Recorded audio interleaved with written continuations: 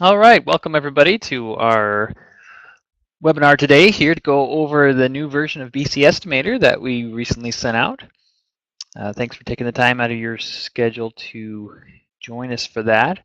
As we get started here, I'm just going to point out again in your webinar controls there that you have the option for to send a chat message, and maybe somebody can send me a chat now and let me know that you can see my screen and you can hear me all right. But if you have questions throughout the webinar, you could message those in through. And if we can get to some of those during the session, then we'll do that, or we can also follow up afterwards if it doesn't fit. And it looks like people are hearing, so that's great. Fantastic. So without any further ado, we'll step right in here. So as you can see on my screen, this is for the version that we just released, which is 4.11.13.3246 is the latest and greatest. And we're going to start just by looking over a few of the features here on the project tab that we've added. So one of them relates to reports, over here in reports. And if I view a report, I'll go ahead and pull that up. One of the changes is that just the initial view, we've changed the zoom level on it so that it's not so small. Before, you might have noticed that you always had to zoom in a little bit and be able to actually read stuff. So we've changed that just to make that more convenient. If you do need to zoom out just to see more pages or something, you've got this whole page feature right here at the top that you can just click on, and that will give you a broader zoom to just kind of scroll through with. But hopefully that's useful to you guys as you are pulling up reports and just reviewing things. Another change that we've added as well is the ability to add an address to the top line of the report. And you can do that by customizing any one of your reports. So I'm going to come to my itemized QL report, and I'm going to choose this box here where it says Show Address on Report. Click OK. And now if I view that report, at the top of each line here, or of each of these pages, then I have this additional address line here that now shows up, which is being pulled from the information that I've entered in on the General tab. So for those of you who are needing to have that included on reports that you're actually sending out for your jobs, you have that capability now to set that up for your report settings. And that's a good place to just kind of jump off for a moment and remind you of the Publish tab. Not a new feature, but if you needed to output different output types, so PDF, Excel, and you didn't want your address to be in your Excel, but you did want it on your PDF, you can customize all those types of things on your Publish tab in your template file so that your output is really easy, just a click of the button to get all the different variations that you might be requiring. So continuing on, going back over to the Notes tab. If you've used the notes in this new version, you may have already noticed that we've added in rich text capabilities to various different parts of the program, one of them being the notes area. So now you can change your font style to something completely different, really different, or just something a little bit different.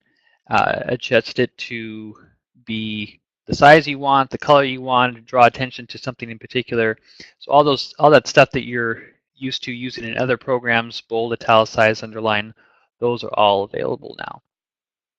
And you can set that within there. So if I click Save on that, if I was to hit Control P now and view that report,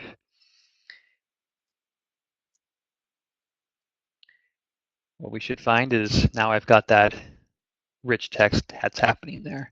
So I'll note a few other places where we've implemented that as well.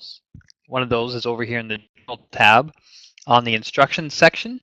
So if you have instructions, then this field is just basically for your own internal benefit. But if there's things that you needed to make a big note of, that you wanted to remind yourself about a particular project or a particular customer, you can do that, and you've got more control over that now with size, font size, color, and so on. Going over to the Plan tab, a few changes over here. One of them just strictly with the icons across the top of the screen. And you may notice that there's some new small little triangles in the corners of some of these tools. And what those are doing is they're indicating additional options that are are available. So for example, if I select one of these items here, like this header, I have options here to rotate things. We've always had this ability before, but if I hold my mouse over this now, because it has that triangle there, it's going to tell me to right-click for more options. If I right-click on that rotate function, I can see now instead of just a 90-degree rotation, I have options to rotate in various other forms, 15, 30 degrees, 60 degrees, 1 degree, and I can change and adjust things accordingly, or a group of items. Now that information isn't, or that feature isn't new, it's always been there, but we tried to expose and make those things a little bit more obvious that there's more options available. So same thing true with the standard tools up here. These little extra icons would be indicating that you have presets for that particular item. So for my count tool, I have post set up. For my segment tool, I have my header set up. Whereas for my linear and my area tool, I don't have any triangle there because currently I don't have any presets. If I was to create them, then they would show up there as well. Moving on to a new crop feature, and kind of going along with that same line of additional tools available, we expanded the ability of the create page from crop feature. So that's this button here. So this has always existed, but we've expanded its capabilities. So previously, if I wanted to create a new page, say just from this area of this drawing, I could do that by clicking the button, click one corner, click the other corner, and box around the area that I wanted to have as my new page. And I do that, and I get this new page with just that area of the print. But now, again indicated by that little triangle on the corner of the button, if I right-click, I now have the option to have a custom shape crop, which means instead of just being able to box around an area, I can actually trace around the areas that I want to include. So I can actually box out this section here if I didn't want to include it on my sheet. I just wanted to have the main portion of the building. I can even clip off this corner so I don't get that extra note down there. And now I've defined the area that I want to include in my page. I end the process by clicking the button again, and now I get just a page here with that section being cut out. So that's an expansion of the create page from crop feature. Again, you get to it by right-clicking on it to choose the custom shape crop. Another big change that we've rolled out in this new version, which should be very useful to many of you BC Estimator users, is the ability to create a framing layout right here from the digitizer. So if you're used to BC Estimator, you know that previously the only way to create a framing layout was to first you have to set the size and the shape of your digitizer area to match how you wanted it to look. So you might have to spend time sizing it down. And then you would go over to the Project tab and to the Framing Layouts tab, and you can create it by clicking on the camera icon. Which that functionality is still available, and there may be times where that's just faster and more appropriate. But coming back to the Plan tab, you'll notice that we now have a camera icon over here on the Plan tab side, the ability to create a framing layout from here. And so now, without having to actually size my screen down, I can click the camera button and click one corner, drag around the area that I actually want to include in my framing layout, click the other corner, give it a title. So I'll call this upper floor framing. And the framing layout's created. Just that easy. Pretty cool. So then the other thing I'll point out is that you'll notice that the background is dim here. It's actually been set back, which is matching what the page is here. But now let's go on to another page to show you another aspect of this feature. So let's go over to this third level framing. So again, following with that same idea of being able to crop a page, we've added that similar capability to a framing layout. So here we have a framing layout, and we've got a bunch of messy notes right here in the center that it would be nice if we could just crop those out of the framing layout. And so now, with this framing layout tool over here in the digitizer, what I can do is I can right-click, And I can choose the custom shape layout for the framing layout as well.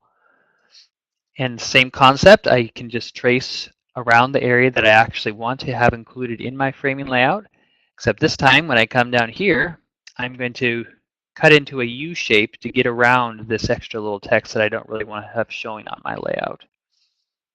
Finish it, click the button again to end it. I'll call this third floor framing. Click OK, and my framing layout's created, and notice that center section has been cut out of view, so I don't have that extra mess on the page. So we'll close this. Now, should also note a couple things of how this can also work. Let's say that I have a revision later, and I need to come in and change all these joists to something else. So I'm going to right-click here, and I'm going to set this to some other Versalam, just to make it really obvious that something's changed. So now what I could do is I could recapture, or I could make a brand new framing layout. But I should point out to you that there is this other feature over here in the framing layouts where you're able to use a viewport recapture. So now if I was to actually even be on a different page of the project, viewport recapture, it's a feature that's always been here. But if I click viewport recapture, it's going to go and find the same coordinates, the same location on the prints that I was working, and basically retake a picture of that area. So I'll click viewport recapture for this third floor framing. It's going to zoom to that location, find it. Notice I've got my new red joists that are here now, so that it got that new information. And it also took into consideration that boxed out area. So it remembered all of the information about how that framing layout was captured as far as its position on the page and what parts of the page should be excluded. And also note that the background was dimmed down to gray. So I click back over here to that page. Even though it's black over here, if you use the framing layout capture from here, it's going to respect any settings that you may have had set over here to override page visibility. So just that's in summary, then you have the ability to do layouts, both custom and regular, and initiate them from the digitizer side now. Moving on to some annotation features that we've added. I'm going to zoom into the upper right-hand corner here. We've added in a new border tool, also known as a clouding tool here, that you can use to mark up your pages with. So that's up here with the little cloud icon. I can click it, and if I wanted to draw attention to this particular new unit over here, I could trace around it, and I can set properties of things like border color. I can make it blue, make the thickness like 3. I can even change the radius of the cloud, make it something like 18 to make it a little bit bigger, and so now I can draw attention to those things. In addition, I can also even save that as a preset. So if I wanted to use a blue cloud in the future and make it easy, then I can save that as a preset, and I can start with a blue cloud now instead of just the standard black one. And there's also ways to set up your standard cloud to be different as well, which I'll point those out here in a minute when we go over to the Profile tab. Following in a similar vein, we've also added that same idea over to the annotation notes. So the note tool, if you're drawing notes on the page, I can click on it, and one thing we'll note is that we've added rich text in here as well. So you can make big notes and small notes, or whatever you need to do. But you can make those different font colors or different font sizes, make the size change, all that type of stuff. Again, available over here in the annotation note areas as well. But we've also added the capability for you to now have a border color on there. So you can add a border like red and border thickness of 3. And you can also change the border style from being a line to a cloud. And again, controlling things like radius and so on. So again, lots of different ways that we've added in for you to be able to mark up a project as you're working on it to draw attention to revisions or things that you might have questions for the people that you're doing the work for.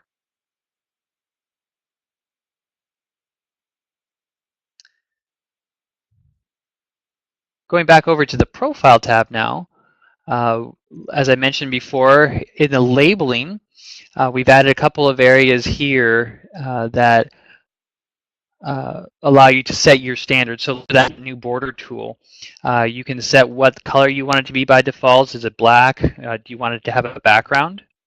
For example, we could set the background to be blue. And this standard one over here now has a blue background. And you can also control that from here as well. So ways to control and configure your template so you get the border color and style and things that you want by default. Same with your font family and so on for your notes. So opportunities to customize based on your specific needs. And then another new change relates to this checkbox here and the apply button. Not overriding your custom settings. So I'm going to come over here to a different page. Let's come to upper floor framing. Let's see here. We'll come to our, let's say that we wanted to change these beams here, these LVLs, and we wanted to change the color to something else. So we'll set it to, say, this kind of bluish color.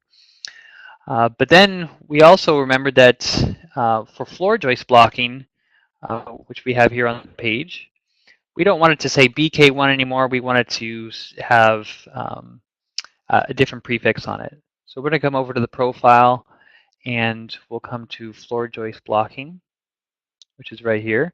And we're going to change the prefix to be QW. Now, normally in the past, what you would need to do in order for that to take effect is you would need to hit the apply button, which is still the case. So we'll click apply. We'll go to the plan, and we've got our new prefix, but notice that our color has been reverted back to red. So with the new feature that's available, again, we'll set this color, set our color back to that other alternate color that we liked before. And again, we'll say, hey, we want to change those prefixes or even the color of the floor joist blocking. So we'll come to floor joist blocking. We'll change this to HJ, and we can even change the color to be, let's say, blue. Now, in this case, instead of hitting apply first we're going to uncheck this box that says override manual changes. If we uncheck this, any of the changes that we manually made adjustments to over in the digitizer will not be updated. So they're not going to be following the labeling tab. So we won't be able to force these changes onto them. So we'll click apply, come over to plan. And so we've got the blue color, we've got the HJ for our floor joist blocking since we hadn't made any custom settings to it over here. But notice that our blue, that was a custom setting over here in the digitizer for that particular beam, that has been left alone and it remains that color. So just more finesse and control over the labeling tab and how it gets applied throughout the project. And then finally, here on the profile tab over in the general area, let's see, I'm going to come to framing details.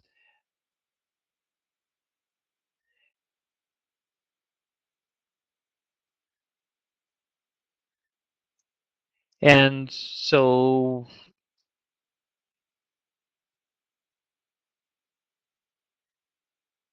you should have opportunities, as you've had before, to update the logos and update your framing layout styles.